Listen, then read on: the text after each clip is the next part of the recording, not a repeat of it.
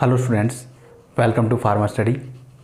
आज हम sterilisation topic का नेक्स्ट हमारा मेथड जो है वो शुरू करने जा रहे हैं। अब तक अपन ने देखा स्टरलाइजेशन का फार्मास्यूटिकल इंडस्ट्री में क्या इन्वॉल्वमेंट है, क्यों स्टरलाइजेशन की अपने को ज़रूरत पड़ती है और स्टरलाइजेशन क्या होता है। अब हम नेक्स्ट अपना आज का फिजिकल मेथड के दौरान कौन कौन से अपन प्रोसेस यूज़ करते हैं उसके बारे में जानेंगे। सबसे पहले अपना शुरू होता है फिजिकल स्टरलाइजेशन होता क्या है। फिजिकल स्टरलाइजेशन एक ऐसी प्रोसेस है जिसके द्वारा अपन माइक्रो ऑर्गेनिज्म की ग्रोथ को सप्रेस करें या इनहिबिट करें या उन माइक्रो ऑर्गेनिज्म को किल करें। ये क्या कहलाता है? आपका फिजिकल स्टरलाइजेशन कहलाता है। अब ये फिजिकल स्टरलाइजेशन है तो इसके कुछ एडवांटेज क्या रहेंगे। ये क्या है, आपकी ईजी और मोस्ट कन्वीनियंट प्रोसेस रहती है। इसको आप इजीली और सिंपल तरीके से इसको आप प्रोसीड कर सकते हो। दूसरा आता है अपना, ये प्रोसेस एक ऐसी प्रोसेस है जो आपकी मोस्ट रिलायबल प्रोसेस है। उसके बाद में इस फिज़िकल मेथड से आप थर्मोस्टेटिक्स प्रोडक्ट्स भी और थर्मोस्टेबल प्रोडक्ट भी दोनों का स्टरलाइजेशन इस प्रोसेस के द्वारा आप कर सकते हो। इसके बाद में अपना आता है फिजिकल स्टरलाइजेशन में कौन कौन से मेथड अपन इसके दौरान यूज़ करते हैं। तो फिजिकल मेथड ऑफ स्टरलाइजेशन के अंदर सबसे पहले अपन यूज़ करते हैं सन। जो सन के द्वारा उसकी रेज आती है उनके द्वारा भी क्या अपन माइक्रो ऑर्गेनिज्म को किल कर सकते हैं, लेकिन वो आपके हर एक माइक्रो ऑर्गेनिज्म के लिए उनको ग्रोथ को इनहिबिट या सप्रेस करने के लिए सूटेबल नहीं रहते हैं। तो इसके लिए क्या अपन डिफरेंट मेथड और यूज़ करते हैं जो माइक्रो ऑर्गेनिज्म को किल कर सके। वो मेथड आता है, पहला अपना आता है ड्राई हीट स्टरलाइजेशन, जिसके अंतर्गत आता है अपना हॉट एयर ओवन, जिसके बारे में आज अपन जानेंगे। दूसरा आता है अपना मॉइस्ट हीट स्टरलाइजेशन, उसके अंदर आपका आता है ऑटोक्लेव। ड्राई हीट स्टरलाइजेशन में आप क्या रहती है, सिर्फ गर्म हवा रहती है जिसके द्वारा अपन माइक्रो ऑर्गेनिज्म को स्टरलाइज करते हैं। लेकिन आपका जो सेकंड अपन जिसके बारे में बात करेंगे ऑटोक्लेव, उस ऑटोक्लेव में क्या रहता है, उसके अंदर मॉइस्ट हीट स्टरलाइजेशन की उसकी प्रोसेस रहती है। मॉइस्ट मतलब आपकी वाटर को हीटिंग के साथ उसकी वेपर से जो माइक्रो ऑर्गेनिज्म को अपन डिस्ट्रॉय करें वो क्या कहलाता है, आपका ऑटोक्लेव या मॉइस्ट हीट स्टरलाइजेशन प्रोसेस कहलाती है। आज हम ड्राई हीट स्टरलाइजेशन के अंदर हॉट एयर ओवन के बारे में जानेंगे। सबसे पहले आप हॉट एयर ओवन होता क्या है।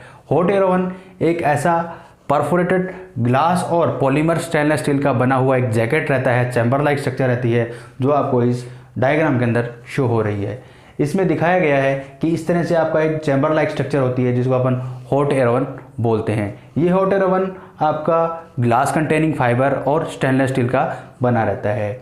इसके अंदर जो आपका ऊपरी सरफेस पे आप देख रहे हो कि इसके अंदर एक वेंट रहता है जो एक्स्ट्रा जो हीटिंग होती है उसको रिमूव करने के लिए रिस्पॉन्सिबल रहता है। इसके अंदर एक रेगुलेटर भी लगा रहता है जो टेम्परेचर को रेगुलेट करने के लिए रिस्पॉन्सिबल एक्टिविटी इसमें करता है। उसके बाद में इसमें परफोरेटेड सेल्फ भी रहती है जो आपस में एयर को एक प्लेस से दूसरे स्थान में पूरी चैम्बर के अंदर सर्कुलेटेड करती रहती है। इसके बाद में इसमें फैन रहता है जो क्या करता है, इसको पूरे को सर्कुलेशन में इन्वॉल्व करता रहता है। जो आपकी एयर होती है उस एयर को पूरे इस चैम्बर के अंदर सर्कुलेट करने का काम फैन करता है। उसके बाद में अपन बात करते हैं hot air oven two types के होते हैं। फर्स्ट हॉट एयर ओवन आपका स्टैटिक्स हॉट एयर ओवन होता है and second is forced air oven. इनमें डिफरेंस क्या है, स्टैटिक्स जो एयर होता है, स्टैटिक्स हॉट एयर ओवन होता है, उसके अंदर फैन नहीं रहता है, सिर्फ और सिर्फ एक प्लेस से हीट जनरेट होती है और वो पूरे बॉडी के अंदर पूरे चैम्बर में सर्कुलेट होती रहती है। लेकिन आपका जो सेकंड पॉइंट है, जो सेकंड हॉट एयर ओवन है दूसरी टाइप्स का है, वो है आपका forced heat hot air oven. इसके अंदर क्या रहता है कि एक ब्लोअर लगा रहता है, जो ब्लोअर क्या करता है, पूरे चैम्बर में जो आपकी गर्म हवा है, हीट एयर है, उसको सर्कुलेट करने का काम करता है ये फोर्स्ड हॉट एयर ओवन।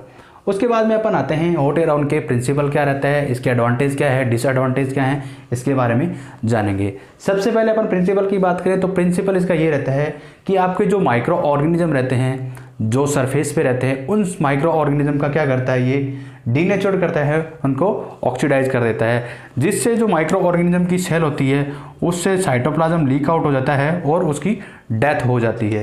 ये डेथ कैसे होती है, सबसे पहले अपन जो भी अपरेटस अपने को स्टरलाइज करना है उन अपरेटस को अपन ब्राउन पेपर से रैप कर लेंगे और उनको थ्रेड से उनको टाई कर लेंगे। थ्रेड से टाई करने के बाद में अब इन इंस्ट्रूमेंट जो भी अपन को करना है, इन इंस्ट्रूमेंट को अपन इन सेल्फ पर रख देंगे, इन पे स्टैंड कर देंगे। इन पे रखने के बाद में अब अपन जो भी स्पेसिफिक अपने को टेम्परेचर चाहिए उस टेम्परेचर पे उसको उतने टाइम तक के लिए इसमें स्टैंड कर देंगे। ये आपकी टाइम और टेम्परेचर कंज्यूमिंग प्रोसेस इसका मेन मैकेनिज्म रहता है, टाइम और टेम्परेचर। इसके बाद में अपन देखते हैं कि इसके अंदर कितने डिग्री सेंटीग्रेड टेम्परेचर पे और कितने समय तक अपन इनको रखते हैं। सबसे पहले अपन बात करते हैं 180 डिग्री सेंटीग्रेड टेम्परेचर पे अपन हॉट एयर उनके अंदर रेगुलेट करेंगे, जो आपके इक्विपमेंट से ग्लासवेयर उनको स्टरलाइज करेंगे 30 मिनट के लिए। सेकंड आता है आपका 170 डिग्री सेंटीग्रेड पे 1 आवर्स के लिए। एंड थर्ड आता है 160 डिग्री सेंटीग्रेड पर 2 आवर्स के लिए अपने माइक्रो ऑर्गेनिज्म है उनको, जो आपकी अपरेटस हैं, ग्लासवेयर्स हैं, इक्विपमेंट्स हैं, उनको स्टरलाइज करते हैं और वो जो आपके माइक्रो ऑर्गेनिज्म होंगे वो डिस्ट्रॉय या किल हो जाएंगे। अब अपनी बात आती है इसकी कंस्ट्रक्शन के बारे में, जो आपने पहले जाना कि इसकी कंस्ट्रक्शन है पॉलीमर और स्टेनलेस स्टील की बनी हुई होती है और ये एक चैम्बर लाइक स्ट्रक्चर रहती है। इसके ऊपर वेंट रहता है जो ओवरहीटेड एयर है उसको एब्जॉर्ब करता है बाहर की साइड में, और इसके अंदर एक ब्लोअर लगा रहता है जो पूरे बॉडी के चैम्बर के अंदर सर्कुलेट करता है हॉट एयर को, और इसके अंदर परफोरेटेड सेल्फ होती है जो आपस में ट्रांसमिशन करती है एयर का, और इस पर अपन कोई भी जिस इक्विपमेंट को या जिस ग्लासवेयर्स को अपरेटस को आपने स्टरलाइज करना है वो अपन सेल्फ पे स्टैंड कर सकते हैं। उसके बाद में इसमें एक रेगुलेटर सिचुएटेड रहता है जिसके द्वारा अपन टेम्परेचर को अप या डाउन में इसको कर सकते हैं, कम या ज़्यादा कर सकते हैं।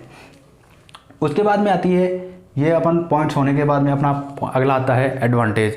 अब देखिए अपन हॉट एयर के अंदर देखा तो क्या देखा, इसमें अपने को पता चला कि आपकी ड्राई हीट है तो मतलब इसके अंदर कोई भी वाटर कंटेंट नहीं रहता है, ड्राई हीट रहती है, तो इसलिए कोरोजन्स का कोई सवाल ही नहीं पैदा होता। तो जो भी आप कोई भी स्टरलाइजेशन के लिए यूज़ करेंगे, चाहे आप मेटल यूज़ करें चाहे आप ग्लास यूज़ करें, तो वो क्या है आपके उसमें कोरोजन लाइक एक्टिविटी नहीं होगी। उसके बाद में आता है अपना ड्राई हीट स्टरलाइजेशन में, ये आपका किसके लिए सूटेबल रहता है, जो आपके ऑयल और पाउडर लाइक फॉर्मुलेशन होती है, जो फार्मास्यूटिकल फॉर्मुलेशन होती है, उन टाइप की एक्टिविटीज़ के लिए आपका बेस्ट सूटेबल स्टरलाइजेशन प्रोसेस रहती है। उसके बाद में क्या है, ये आपकी प्रोसेस इनएक्सपेंसिव है, बहुत ज़्यादा कॉस्टली नहीं रहती है। उसके बाद में क्या है, आप जब इस हॉट एयर ओवन से स्टरलाइज करते हो तो यहाँ से किसी भी तरह का कोई भी हार्मफुल सब्सटेंस है वो रिलीज नहीं होता है, ये इसका सबसे बेस्ट एडवांटेज है। उसके बाद में क्या है, जो आप स्टरलाइजेशन के लिए ग्लासवेयर है चाहे आप मेटल यूज कर रहे हो, वो मेटल और ग्लासवेयर आपके इसके दौरान डैमेज होने के चांसेस बहुत कम रहते हैं। उसके बाद में क्या है, जो आपने कोई भी जैसे आप सिरिंज वगैरह है, ग्लास सिरिंज जो रहते हैं जो पेरेंटल फॉर्मुलेशन के लिए यूज़ किए जाते हैं, उन को भी अपन क्या है इसके द्वारा स्टरलाइज कर सकते हैं, ये भी आप एक अपने आप में एडवांटेज है। उसके बाद में इसके कुछ डिसएडवांटेज के बारे में जानते हैं।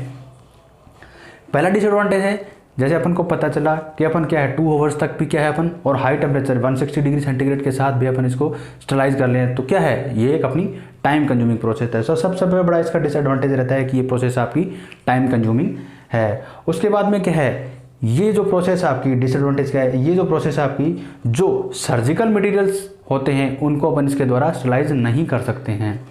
उसके बाद में अपन देखेंगे इसके एप्लीकेशन किस किस में यूज़ किया जाता है। तो आपको ग्लासवेयर का जो स्टरलाइजेशन करना है तो आप इसको इसमें एप्लीकेशन के तौर पे इसको अपन यूज़ करते हैं। उसके बाद में जो पाउडर की फॉर्मुलेशन है या ऑयल है, इसको स्टरलाइजेशन करने के लिए इसकी टाइप की जो फॉर्मुलेशन होगी, फार्मास्यूटिकल फॉर्मुलेशन होगी, उसको स्टरलाइजेशन करने के लिए भी इसका अपन ड्राई हीट स्टरलाइजेशन यानी हॉट एयर ओवन का यूज़ करते हैं। उसके बाद में आपका आता है जो सीजर्स है, आपके स्पैचुला है या आपका स्कैल्प्स वगैरह है, उनको स्टरलाइजेशन करने के लिए भी अपन इस मेथड का यूज़ करते हैं हॉट एयर ओवन का। तो ये आज अपन ने देखा कि ड्राई हीट स्टरलाइजेशन में किस तरह से माइक्रो ऑर्गेनिज्म को अपन ने स्टरलाइज किया, किस किस प्रोसेस के द्वारा, क्या क्या इसका प्रिंसिपल है, क्या इसके एडवांटेज है। अब ये ड्राई हीट स्टरलाइजेशन के दौरान किस टाइप के जो है वो बैसिलस या माइक्रो ऑर्गेनिज्म को स्टरलाइज करते हैं, लाइक जैसे बैसिलस सब्टिलस है या क्लोस्ट्रिडियम स्पोरेंजियल्स टाइप जो माइक्रो ऑर्गेनिज्म होते हैं, उनका स्टरलाइजेशन है वो इस प्रोसेस के द्वारा बेस्ट रहता है। तो आज अपन ने जाना फिजिकल स्टरलाइजेशन के अंदर कि कैसे थर्मोस्टेबल और थर्मोस्टेबल सब्सटेंस है उनको अपन इसके द्वारा स्टरलाइज करते हैं, कैसे प्रोसेस रहती है, किस डिग्री टेम्परेचर पे रखते हैं अपन, कितने टाइम तक रखते हैं। तो ये अपनी क्या है, इसका मेन मैकेनिज्म क्या रहता है ड्राई स्टरलाइजेशन का, टाइम और टेम्परेचर बेस्ड प्रोसेस रहती है आपकी, ये क्या है ड्राई हीट स्टरलाइजेशन है। इसके बाद में नेक्स्ट वीडियो में अपन ऑटोक्लेव या मॉइस्ट हीट स्टरलाइजेशन के बारे में जानेंगे। ये वीडियो हमारा आपको कैसा लग रहा है आप प्लीज़ कमेंट या लाइक शेयर करके बता सकते हैं, और अगर इसमें कोई इम्प्रूवमेंट की भी ज़रूरत है तो वो भी अभी हम आप सजेस्ट कर सकते हैं। मिलते हैं नेक्स्ट वीडियो में, तब तक के लिए थैंक यू।